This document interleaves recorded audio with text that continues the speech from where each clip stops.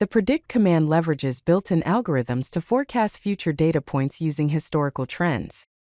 It analyzes past information to estimate what might happen next, enabling data-driven decisions and insights.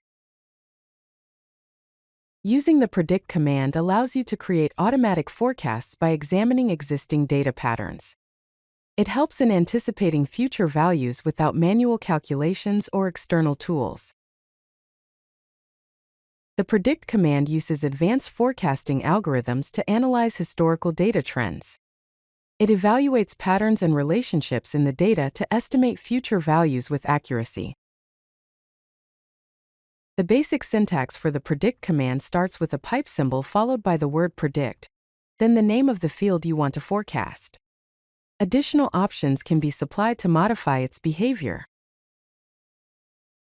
Here is a simple example. You use the predict command to forecast the price field for a future time span of 10 data points. This helps anticipate changes in price over that future period. The predict command offers several important options. The future time span determines how many future points you want to forecast. The algorithm option lets you choose the forecasting method such as automatic selection, linear, L1, or L2 regression. Confidence sets the confidence interval for your predictions to indicate the level of certainty. You can specify the algorithm type explicitly.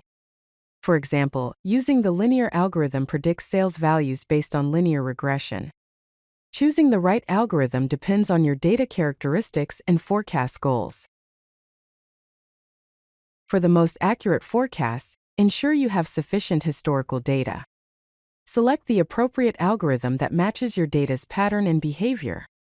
Regularly validate your predictions by comparing them with actual outcomes to improve your forecasting model.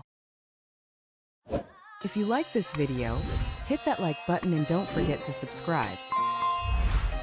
Visit CodeLucky.com for more such useful content.